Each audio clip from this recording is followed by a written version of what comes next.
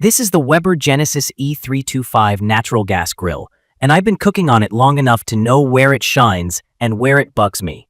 I switched to the natural gas version to get rid of the mid-cook fuel anxiety I used to have with propane, and that alone changed how often I use it. I just turn the knob, hit the igniter, and I'm up to temp fast. No tank checks, no refills, no guessing.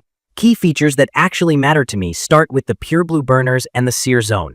The three main burners give me a strong, even flame from front to back, not just left to right. The ports are raised, so drippings don't clog them, and the flame stays a clean blue. The dedicated sear zone burner adds a concentrated blast of heat between the right and center burners, and that's where I do steaks and smash burgers. From my experience, I can get the lid thermometer to 500 degrees Fahrenheit in around 6 minutes on a calm day, and the grates in the sear zone get ripping hot. I'm talking sizzling the second a steak hits, with a deep crust in a couple minutes per side, while the interior stays where I want it. The grates are porcelain enameled cast iron. Basic explanation if you're new to this. Cast iron holds heat really well, which helps with sear marks and consistent browning, and the porcelain coating protects it from rust. I treat them gently, no razor-sharp scrapers, and I keep them oiled after a burn-off, because if you chip that coating, the iron will rust. That's not a flaw, just how this material works. The flavorizer bars sit under the grates and do two jobs I can taste and see. They catch drippings, vaporize some of them, and kick that smoky, meaty aroma back into the food. And they direct the rest into the grease tray, so I don't get flare-ups turning into little bonfires. Size-wise, it's a sweet spot for my patio and the way I cook. The primary grate fits a big batch of burgers, and I've done 2 rib racks indirect without juggling. The folding warming rack is actually useful for toasting buns and keeping wings at temp while steaks finish. The side tables are rock solid, and I can park a heavy cast iron skillet there without any flex. The cart is enclosed, which looks clean and hides the grease tray, though the sheet metal feels thinner than older Genesis models I've owned, and the cabinet doors sound a bit tinny when they close. Not a performance issue, just a feel thing. Let me talk control and ignition. The electronic igniter lights up reliably, and the carryover system jumps the flame from burner to burner without fuss. The knobs look like brushed metal, but they're light plastic.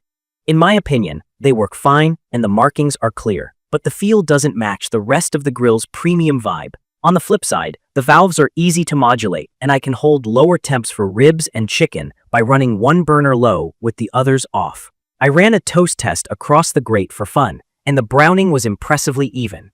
There's a slightly cooler strip right at the very front edge, which is normal for gas grills because of airflow. But it's narrow and never got in the way of a real cook. Cleaning is straightforward.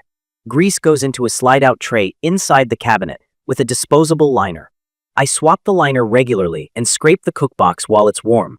The system works, and because it's so easy to reach, I actually keep up with it. I will say the vertical walls inside can build up crust over time, and the burners make a couple corners tough to reach with a standard scraper. Not a deal breaker, just a reminder to do a quick scrape after long cooks. The build has a few quirks. The lid's porcelain enamel still looks new after hot cooks and sun, and the handle stays comfortable to grab, even at high temps. The frame is sturdy and stable once the casters are locked. Rolling across smooth concrete is easy. On bumpy pavers, the small wheels transmit some vibration, so I move it slowly. Inside the cabinet, some ignition wiring is visible. It works fine, just looks a little unfinished. And I make sure not to snag it when I stash tools. On the cooking side, 2 things stood out early. Searing is excellent, and recovery is fast. I dropped 4 thick, fridge-cold steaks across the sear zone, and the sound never died. That tells me the grates and the burner design are doing their job, and low and slow works better than I expected for a 3-burner. I've done ribs around 250 to 275 degrees Fahrenheit with 1 burner on low, and got clean smoke from wood chunks over the flavorizer bars. It's not a smoker, but for simple weekend ribs, it absolutely gets it done.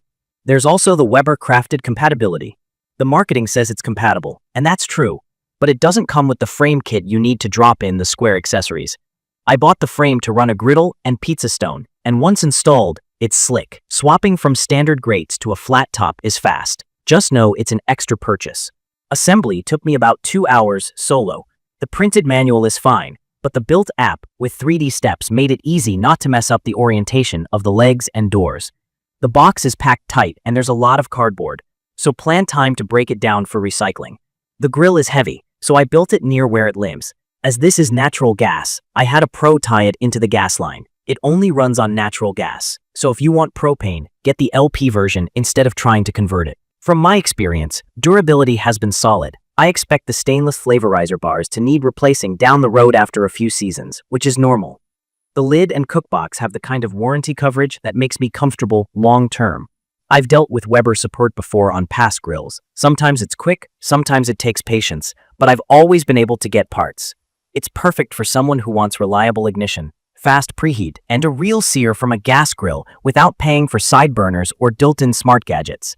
The sear zone fixes the classic gas grill problem of weak crusts on steaks, and the even heat makes weeknight cooking simple. In my opinion, the biggest misses are the plasticky knob feel, the thinner cabinet panels, and the extra cost for the crafted frame. None of those affect how the food turns out. And the food is where this thing delivers. I'd recommend this for backyard cooks who value consistency and heat over bells and whistles, who have or can install a natural gas line, and who want a grill that holds a steady temp, whether you're blasting steaks or coasting through a tray of chicken thighs. If you're set on a side burner or built-in tech, look at a higher trim. If you just want a rock-solid grill that gets hot, stays hot, and is easy to clean, this hits the mark. In conclusion, the Weber Genesis E-325 natural gas grill is a serious everyday cooker. It preheats fast, sears like it should, keeps flare-ups under control, and has enough space and control to handle family dinners without drama. The fit and finish nitpicks are real, but the results on the plate outweigh them every time. I keep using it because it makes good food easy, and that's the whole point. I'll leave the details about the Weber Genesis E-325 natural gas grill in the comments for you to check out. See you in the next video.